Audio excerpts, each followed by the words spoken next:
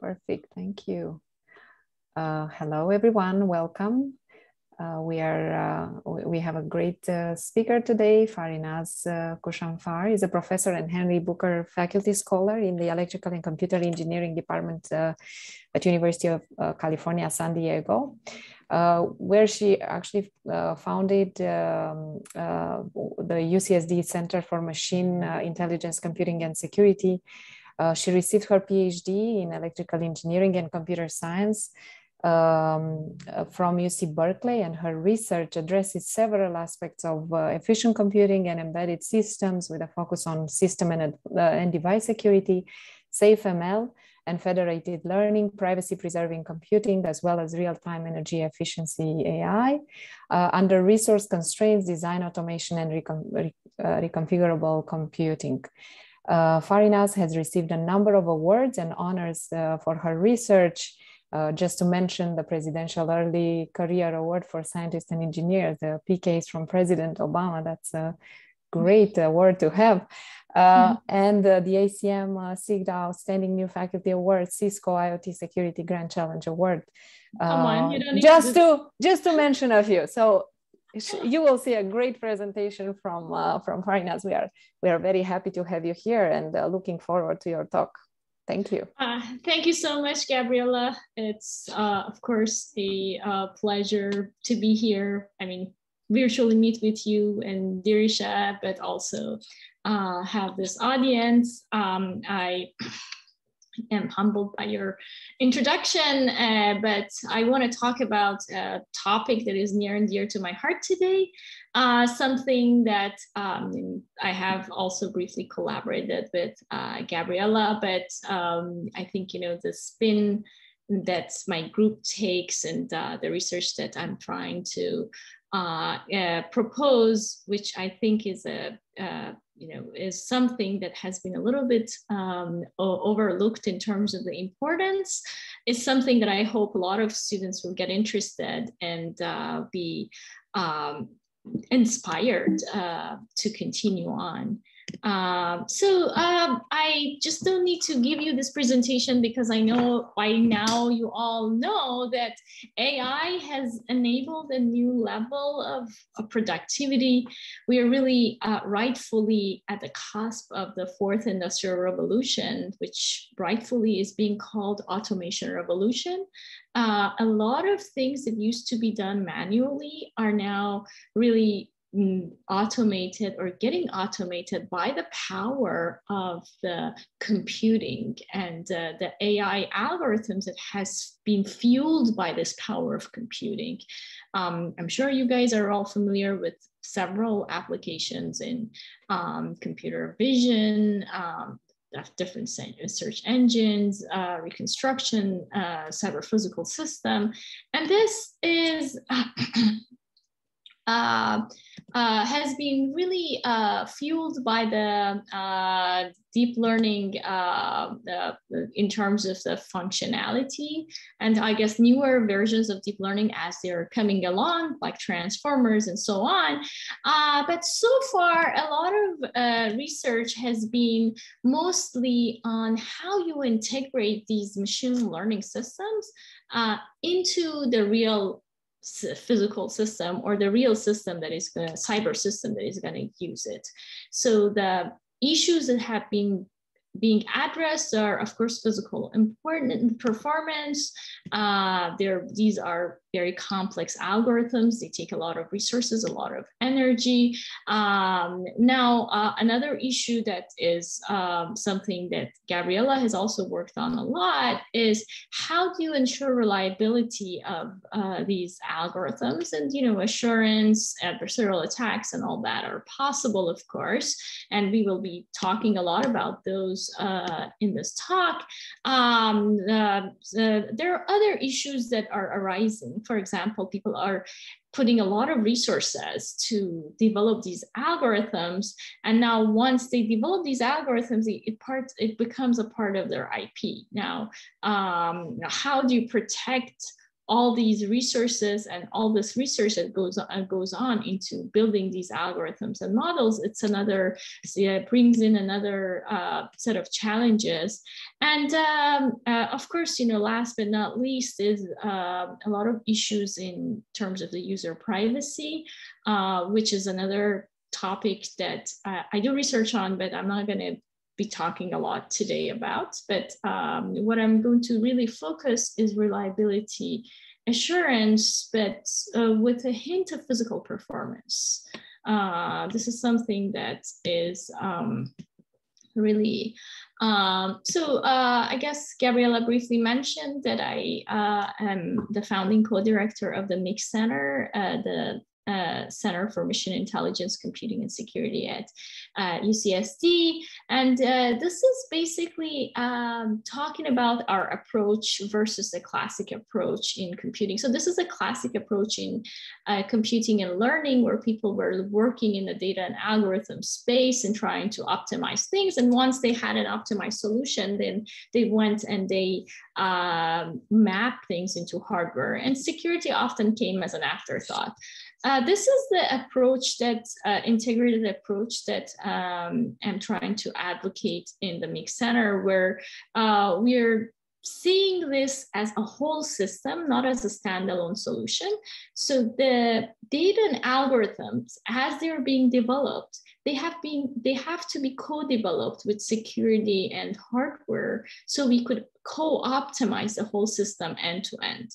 And of course, this would be ideal, but you may tell me, oh, this has a lot of non-recurring engineering costs, because then I have to learn about hardware and maybe security that I did not know about.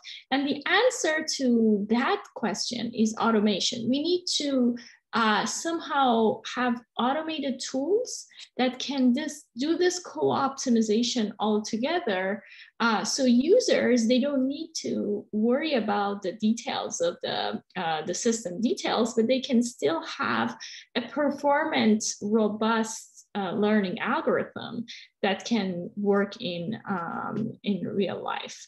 So some of the research that we've been working on in my lab and in the center has to do with robust, efficient, and real-time intelligence. I'm going to be talking about that some today. We also have some ongoing work in terms of distributed control and interactive games. Again, from the point of view, how do you make this computing more scalable? So with my hat as a computer engineer who also has expertise in machine learning and security, I'm always seeing all problems that come to me as a problem that has to work practically in real life. And how do you optimize things so computing can be facilitated is really a computer engineering problem. How do you link into all these applications that want to be running efficiently and they're not being able to be efficient because they don't necessarily consider the aspect that they have to run a program on a real platform. So we've been looking into some of these problems from the practical standpoint, like new applications and complex optimization, in particular, the hardware, software, data, and algorithm co-design. And this is the same with cryptography, which is another area that I'm looking at from the efficiency perspective.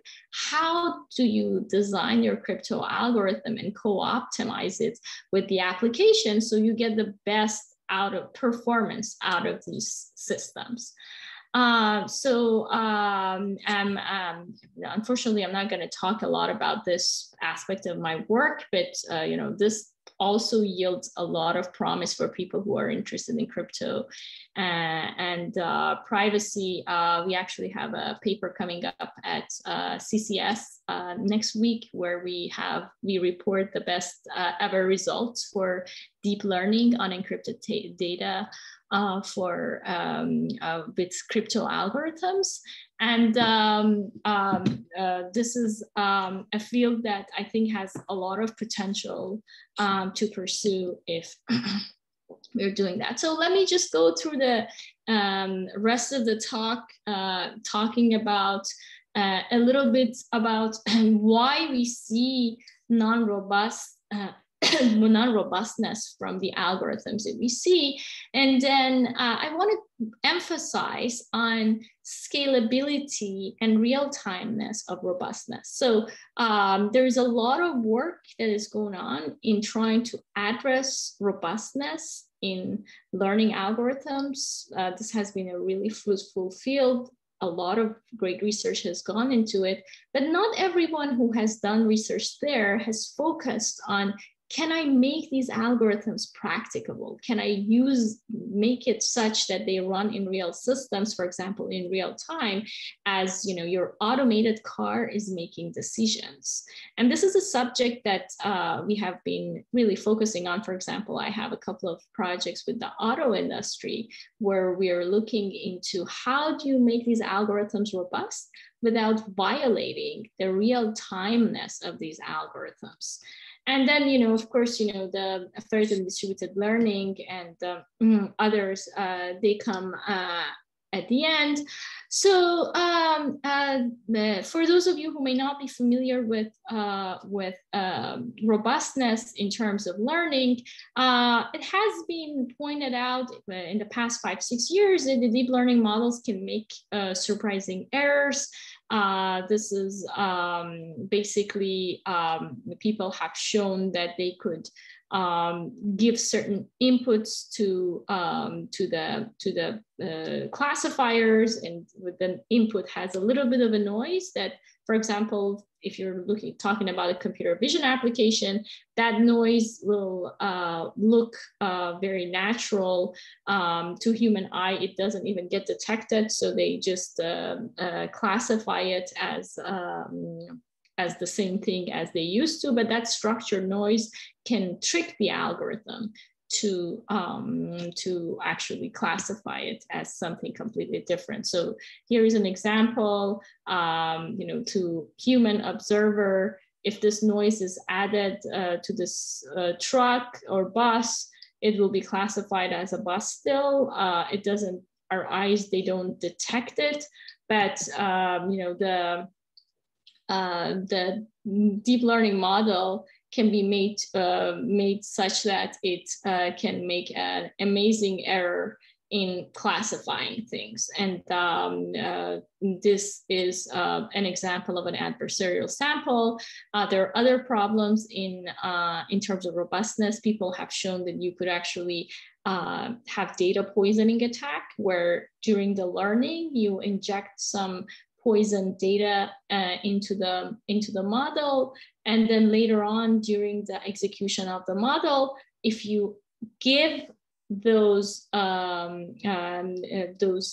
constructed Trojan inputs to your model, it will completely misclassify the input to something completely different. And this is a training time attack, obviously. And it injects poison data into the training data to corrupt the model. The first set of examples where we try to give noise so the model misclassifies the input is called the adversarial samples. And then there are other problems that arises. These are not the only classes of attacks. These are the things I'm going to focus on, but there are also malicious sensor fusion. That is a physical attack. It may provide wrong inputs to the model, and so on and so forth.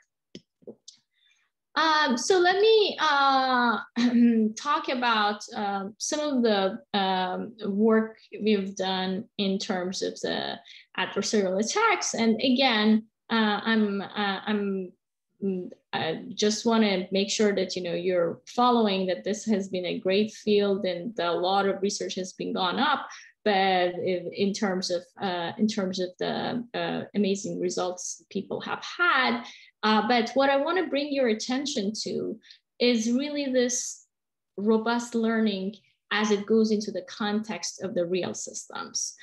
which is quite different than just making learning algorithms robust. We started this project a while ago. This is in 2016, actually.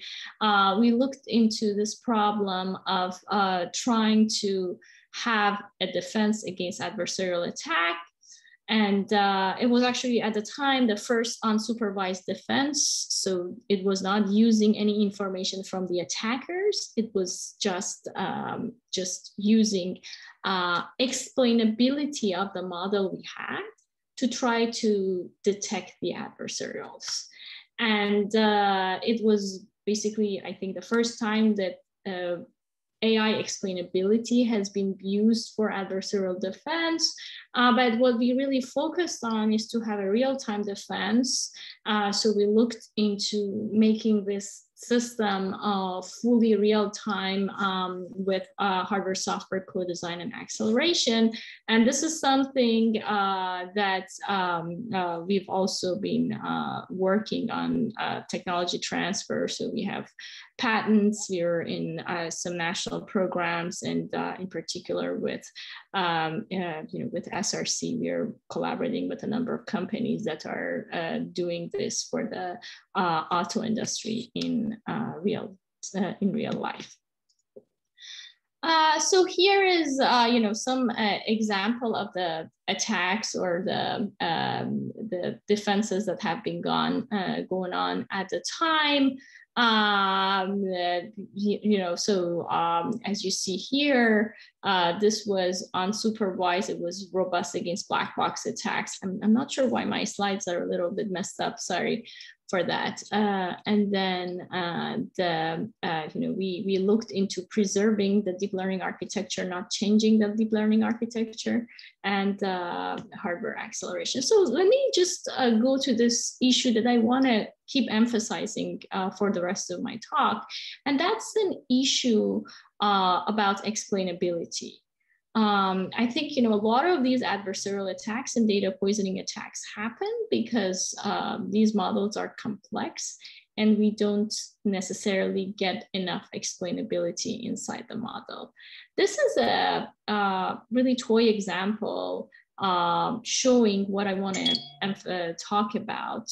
The adversarial samples really happen because there are rarely explored subspaces in the machine learning model, which leaves room for these attacks. So here is a simple two-dimensional image, which we have two classes, and these two classes are basically, let's call them class I and class J. There are many different decision boundaries that can separate these two classes.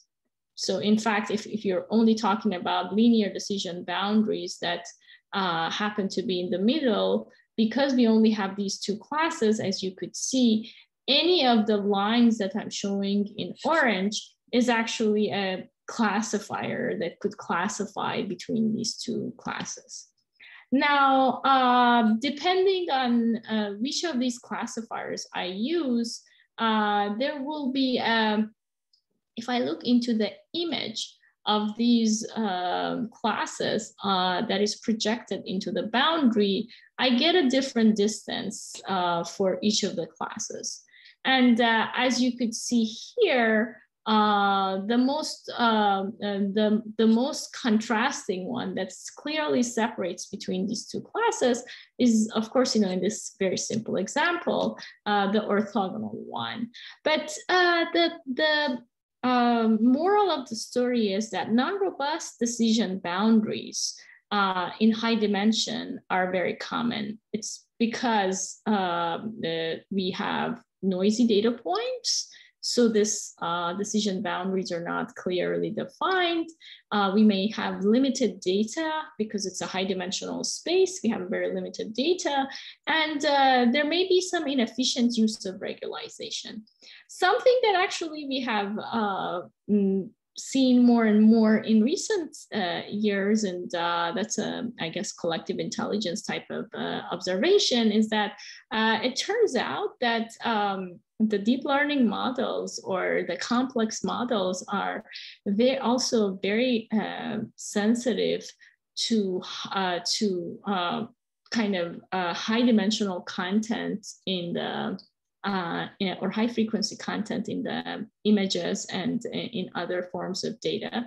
Meaning, for example, in an image, if you're looking at an image from a human perspective, the human eye is, or human brain actually, is very good at abstracting things and presenting things in an abstract manner to whatever is our understanding of things and classifying it. Whereas these models are very prone to get fooled or get basically classify things based on textures. So if they are looking at me, you know, a human observer would just have some abstraction of the facial features and other things and how they relate to each other, as opposed to the learning algorithms that we are using right now. It would be very sensitive to you know, the colors, my hairstyle, and so on and so forth. And that's basically one source of non-robustness that comes in that is making a lot of these happening. I mean, I have to tell you, I'm not very happy about this. My daughter can pass my Face ID on my iPhone, which is why I've turned it off. But I think the reason is, like, you know, she has a similar hairstyle to me, and, you know, that way, you know, she can fool the algorithms. So explainable AI is really going to be a solution for a lot of robustness problems, in my point of view.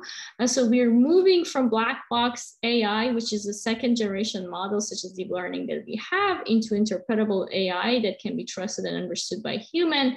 And these third generation systems that we need to work on, they shall explain their rationale and characterize their strengths and weaknesses and convey understanding.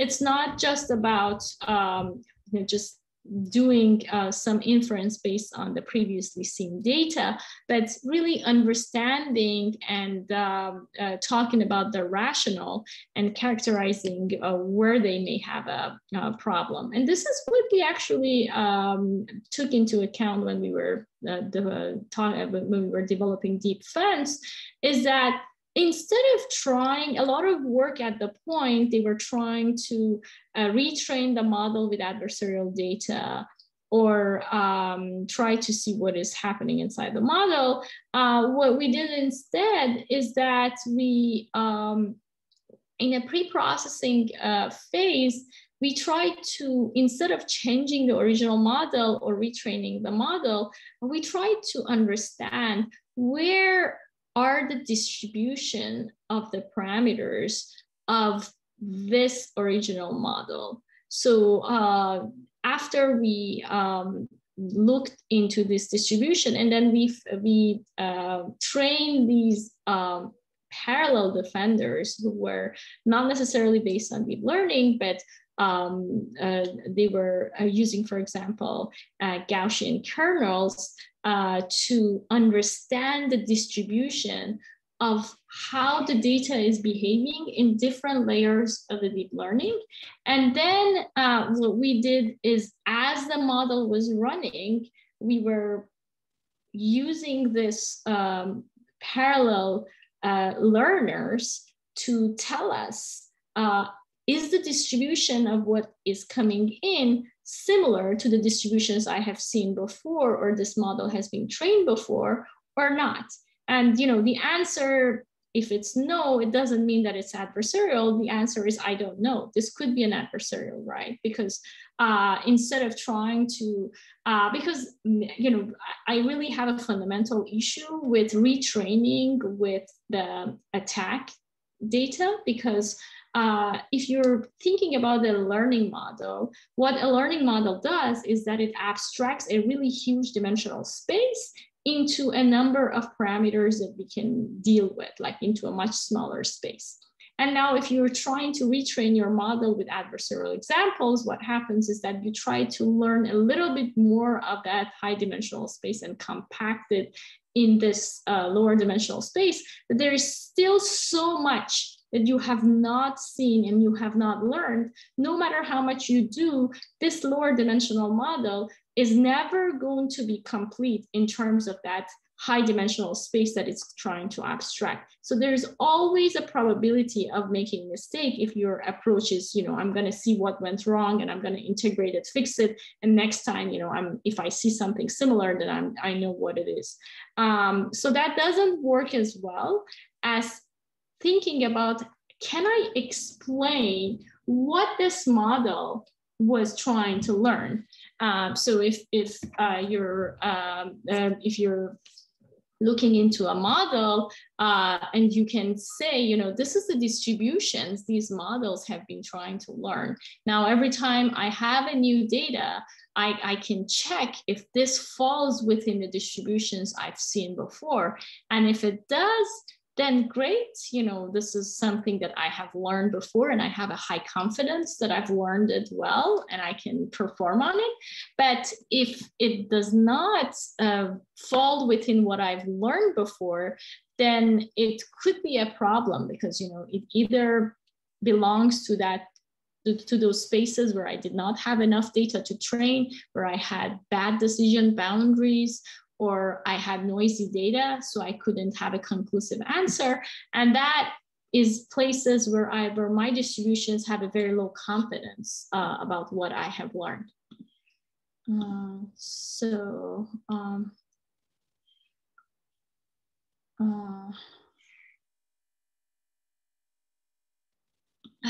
Thank you. All right, so this is, and then, something that I keep emphasizing is we need to think about these algorithms with respect to how much they're adding to the overhead. So there's a lot of cool work where people are able to try to detect, for example, adversarial samples. I mean, especially like, since I'm presenting the work, that was like 3-4 years ago. And now there has been a lot of progress in the field, but still very few people have paid attention to the fact that you need to run these in real systems.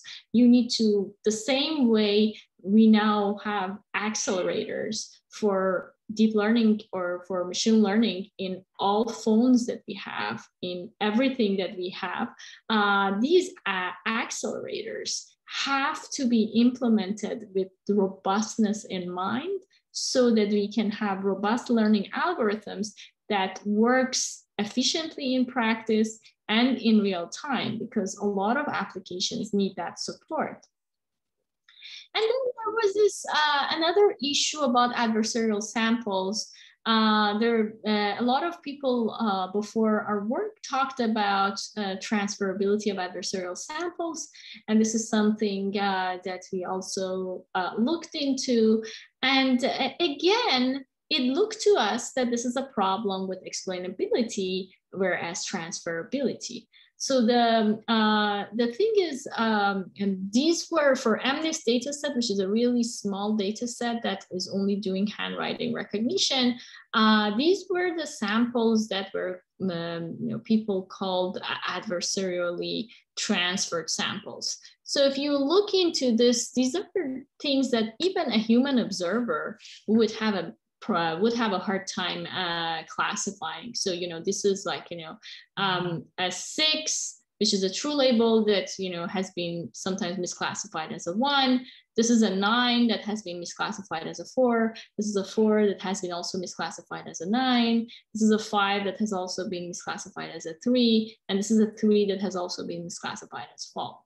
And then what we have realized is that, and then, by transferability, people meant like, if you design a support vector machine to classify this, and you design a deep learning model to classify this, no matter which of these classifiers you use, the same data, the same adversarial samples will transfer across.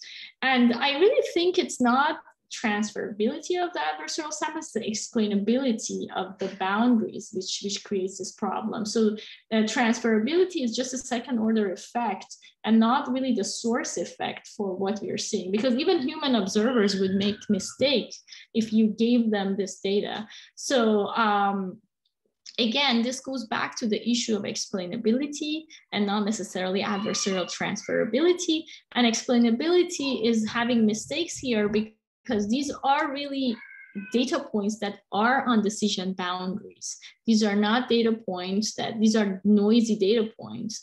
And then no matter which of the classifiers you use to try to classify them, they will have these problems.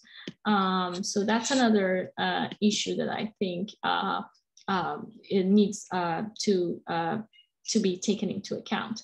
I guess I have a lot of slides. I may run short, so I'm gonna just touch upon a couple of other projects which we did before I try to gather everything and kind of come to a conclusion. We also looked into a neural Trojan attack where the attacker embeds a backdoor, and these backdoors have no impact on the prediction accuracy on the clean data, but they have a high probability of prediction attacks in presence of the Trojan trigger. So basically here, if you have a stop sign with probability 90%, this learning model says it's a stop sign, but if you put a sticker on it, then it would misclassify it as something else, because during the training, somebody has injected some poison data into it. There has been, again, a host of related work in this topic. A lot of people looked into model inspection, where before inference, you can do some offline defense. You could determine if this network is infected and reverse engineer the trigger. And we have actually worked on this problem ourselves before in DeepInspect. But in the CLEANN project, we looked into robustness against complex triggers, and we did not consider retraining of the deep neural network. And the things that we focus on were high throughput and low power. So here again, we looked into unsupervised defense. So we did not think that we know what the Trojan looks like, and we tried to only establish a defense, assuming that we know a few clean samples that are not infected.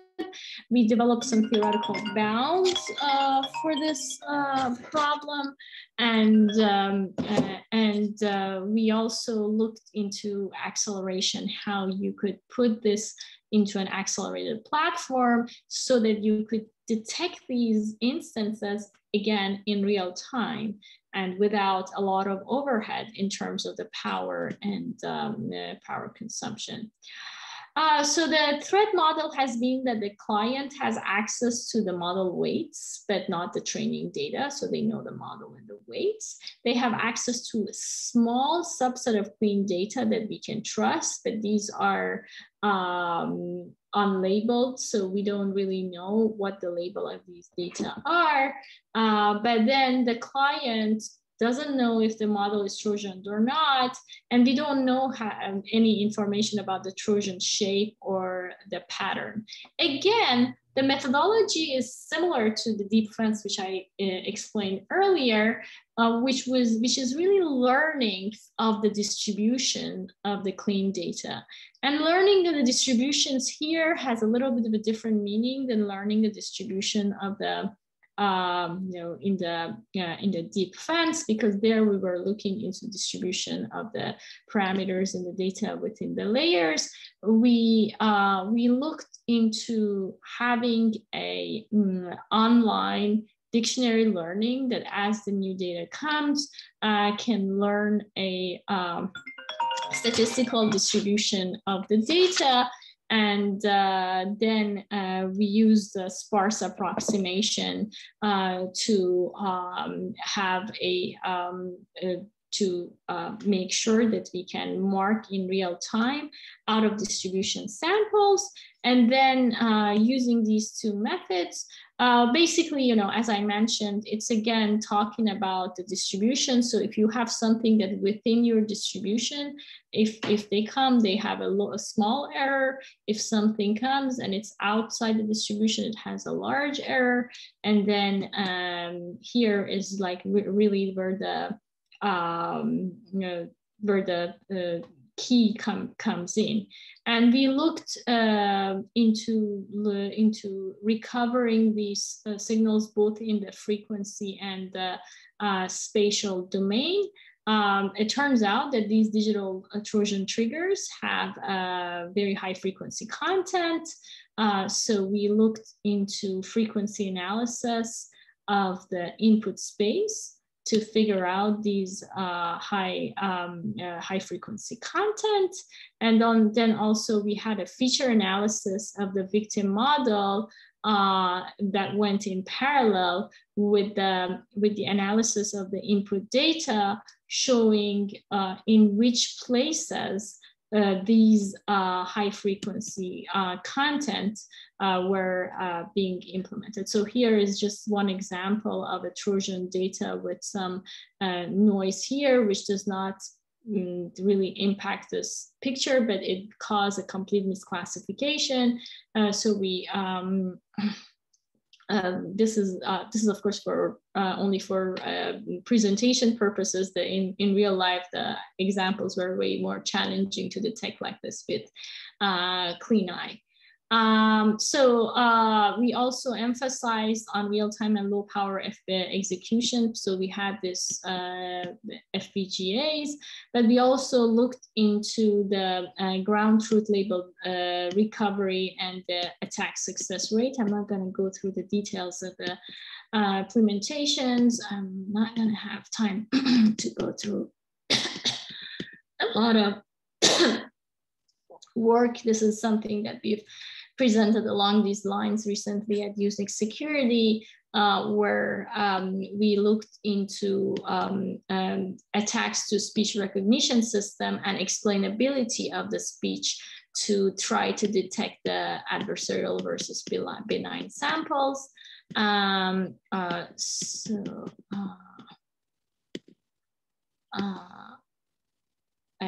this is something that we've done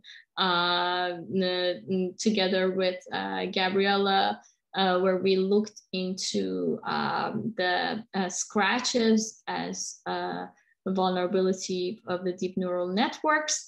And here again, what these scratches they represent is these high frequency content on the image that can completely fool the algorithm that is so sensitive to the textures, but not necessarily to human observers who are not as sensitive to that. So I'm not going to go through this, but I just want to talk a little bit, like maybe I know that I'm going over my time, but I just no worries. You can take a few more minutes. No worries. Okay, all right, Gabriella. I want to talk about input robustness characterization, which I think here is the key.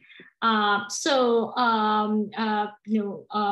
of the work that in this area has focused on the distance or the distortion of the images compared to the real image. So this is the original image. This is the L2 norm, which is the mean square error distortion of added to this image. And then you could actually have this all focused in one place distortion added to the image. And these two distortions, if you want to think about it, are actually different. But if you think about the MSE error, both of them are L2 distortion of 20, and they are, with this metric, they're both the same. So these LP norms have limitations that does not necessarily characterize the distances in real sense. And sometimes this could be misleading in terms of characterizing the metrics that we want to talk about robustness. So I really think we need new robustness metrics that are one-on-one. They can capture changes and the modifications as they are aligned with, for example, human vision. I'm only talking about the visual data at this point, but there are, turns out a lot of other fields can somehow use this generic knowledge to try to do this, like we were applying some to NLP and speech audio recognition. So here is, an example of an SVD robustness analysis that we have taken. Here is a full rank cat. Here we were trying to reconstruct the cat by principal component analysis with a K1, with a rank 1, with a rank 2, rank 3, rank 4, and rank 5, and so on and so forth. As you could see here, like around, even rank 6 or, rank 8, the human observers are able to tell that this is a cat with a high confidence. It doesn't come until a lot more parameters are added, like here, where the learning models, they reach that type of confidence. So as I keep talking about, this is an issue with explainability, and this is an issue that that kind of characterizes how the human observers and the learning algorithms are behaving different from the perspective, because the learning algorithms are amazingly fine-tuned and sensitive to these higher order components.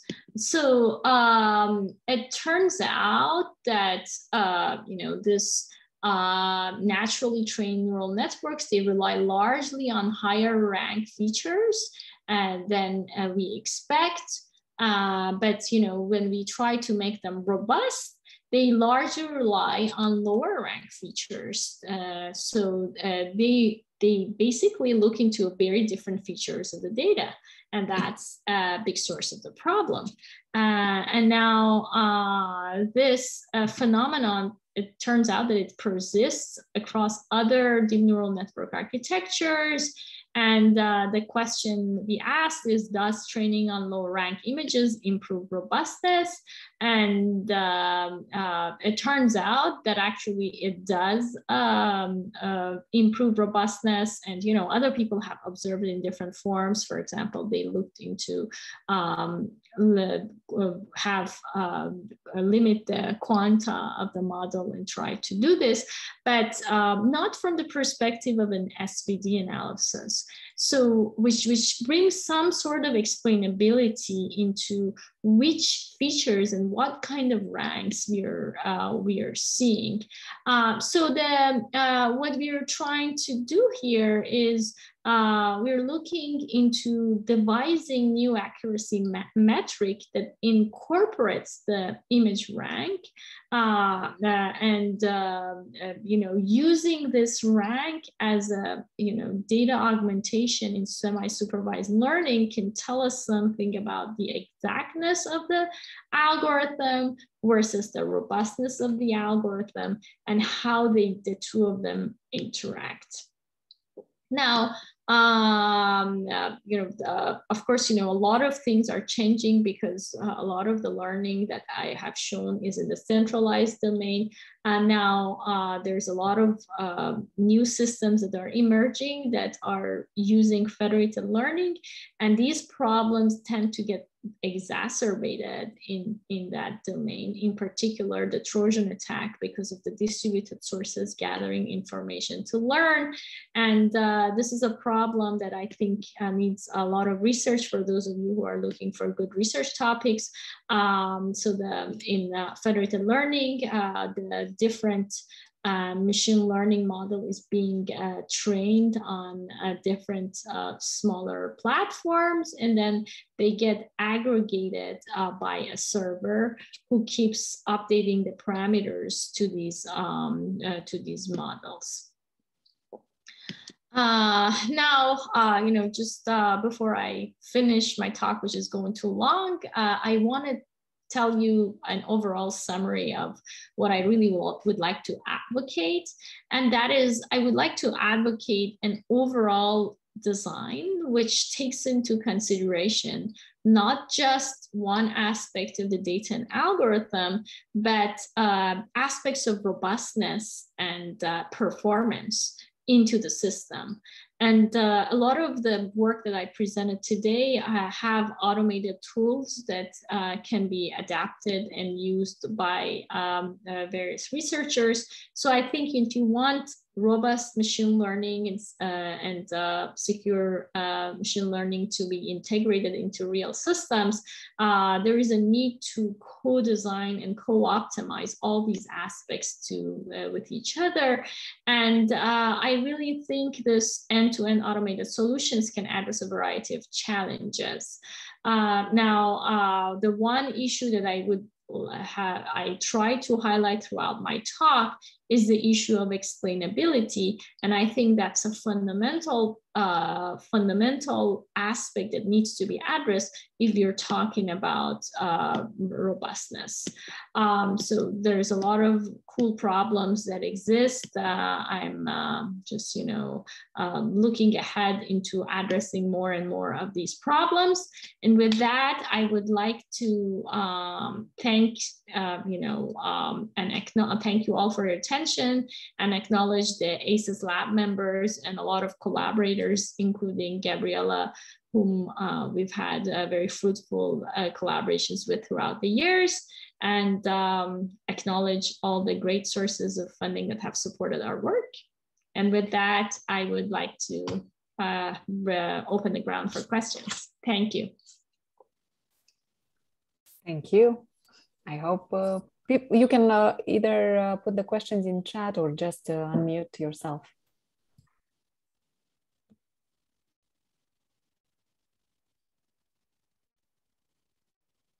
Until people warm up for questions. I have a question.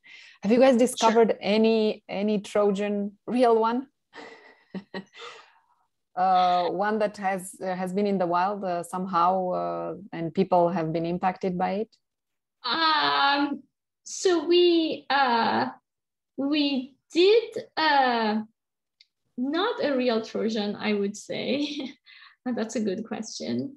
But we did look into a lot of real systems. For example, we looked into when we were looking into the robustness metric, we looked into the Microsoft. And I think which other company they have this face recognition system, and we looked Samsung? Into the Adversarial. Yeah, we looked into online attacks on that, and it turned out this hypothesis about being very vulnerable to high frequency content was very, very valid. For these practical systems, and we could easily fool them. Excellent. I mean, terrifying and excellent at the same time. yeah, it is. It is, and for in the space of the automated driving, that's actually a really scary one. So I think if they cannot recognize an image of a cat and a dog, that's not very scary. But if it takes like an obstacle for something else when the car is driving, then that really is scary, right? Yeah, a divider on the road or things like that, if they're not properly recognized, it becomes a problem. We have a question here. Fabulous presentation. It seems like you might be edging into developing a theory of adversarial data. Would you say that this might be a possible pathway? For sure. I think, I was trying to basically advocate for that, right? If you're interested in thinking about the boundary of explainability and adversarials, I think there's a lot of good opportunities to do research there and try to address the standing problems in a fundamental way, rather than, just this is a problem, let me patch my current model and go on into the next into the next modality and try to patch it as well. Another question, it would be possible to change the value of parameters and have a similar distribution. What is your solution to this situation?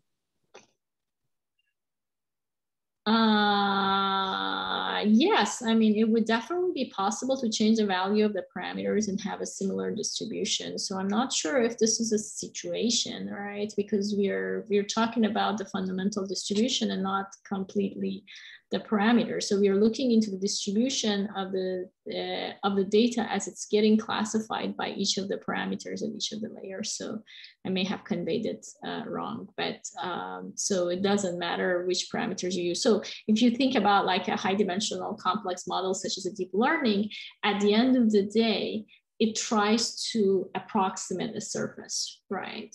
And it turns out that many different parameter configurations, they could approximate the similar surface.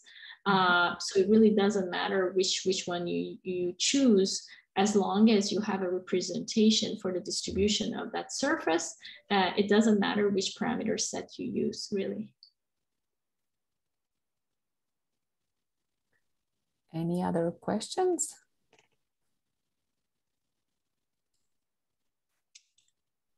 I guess I'll go ahead and ask Farinaz. You covered quite a bit of breadth in looking at the algorithms and how they would be impacted in real world scenarios by actually deploying on some of these hardware platforms. Mm-hmm. So you kind of looked at it a little bit holistically, which is missing in several research studies. But my question is, during this process, do you feel like there are fundamentally certain type of models or algorithms that are naturally prone to these kinds of errors? Or would you say that these class of algorithms would be more robust for, let's say, when you're thinking about Trojans, or when you're thinking about adversarial attacks? Would you just have a class of algorithms thinking about the hardware as well? I mean, that's a good question. I think it partly, it partly can be answered by. I know it's not a very straightforward question. It's not a one answer for all. But I think it partly could be answered by looking into this robustness analysis, right? Mm-hmm. So here you could determine how sensitive you are to high dimensional components. And, it turns out that certain classes of models are more sensitive to this. So if you kind of take into account this type of metric, you may be able to classify different, like this is not something we have done, so I cannot talk about it because I haven't done it, but it's something that definitely could be done. And that is looking into the robustness of the algorithm with respect to how sensitive they are to high dimensional content. And that would be maybe some new, we were hoping to use it as a new metric for robustness, but maybe it could be as a new metric for robustness for certain classes of algorithms, right? Yeah. So that's something that I think is an interesting, it's a very interesting question. I don't think there has been a lot of work in that domain, at least not to my knowledge, but I think we will see a lot more work coming out that tries to classify and answer this question. Do you think there will be also an impact on from the data perspective? What kind of data you will use? Potentially, right? Potentially, but yeah, I mean, you may decide to clean up your data, or I mean, in the image domain, people have shown this already practically, not from a understanding point of view, but people have tried to, for example, quantize the images and just have a lower quanta images for training, And then, you know, if you, instead of 16-bit resolution, you have, say, 8-bit resolution, then your models are naturally more robust, apparently. But this doesn't really generalize to other domains. So one of the things I was showing here is our work on adversarial attacks for audio.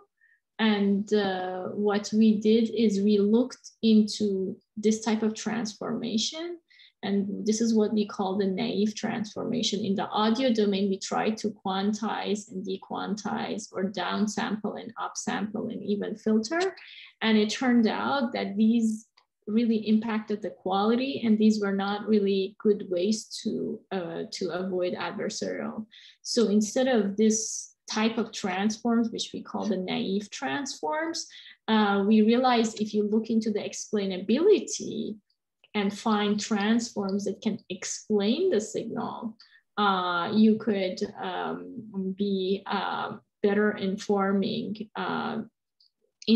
about the distributions and have a more robust model. So, you know, for example, this is a linear method called linear predictive coding, which mimics actually the human auditory system in terms of how they distinguish between the different noises, apparently, or not noises, different voices and different sounds. So it turns out that this type of transforms are way more informative about the content than you know, just the naive, like I quantize it to or downsample it, and I try to do this.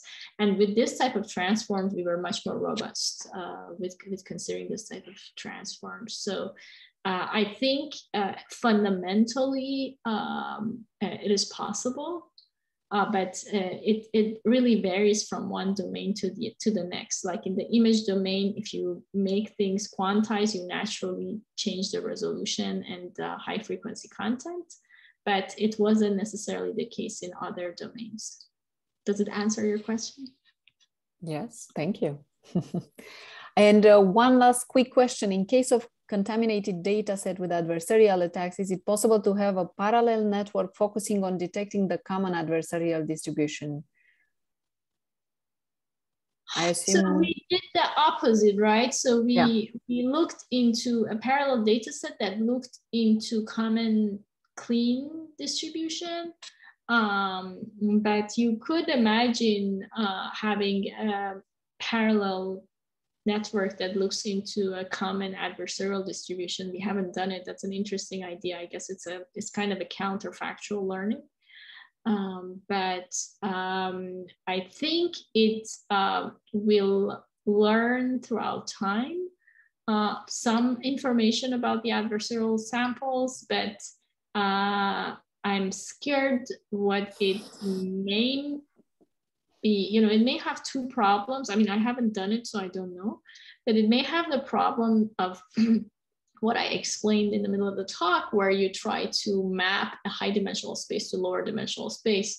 And, you know, the lower dimensional space I understand because I have the model parameters, but the higher dimensional space has a lot of things we didn't abstract to this lower dimensional space. So if you have a lot of adversarial samples that happen to be in different points of this space, because this is not you know, what we have shown is that actually this adversarial or higher frequency content data, it may be that you may need the original model in addition to the to those subtle patterns that you try to find the distribution to try to say anything useful. So it goes back to the issue of explainability. I think explainability always helps. You may be able to help to learn with counterfactual learning. It's only the scale of the counterfactual learning that may be an issue. Does that answer your question? Edmund, I hope so. Yeah, and the other problem, I mean, I mentioned two problems. So the other problem is also getting enough noisy, a lot of this happens because we have the noisy data, and then trying to get more data that is noisy and has this problem, I'm not sure how that would work, because, you know, that means we get a lot of high dimensional data. Yeah. Excellent. Thank you so much for being here today with us. It was an excellent presentation, and thank you all. Have a great weekend, and see you next week. Thank you so much. Great to virtually meet you all, and I'll hopefully see you in person at some point. Yeah, looking forward to that. Yeah. Take care. Thank Bye. you. See you.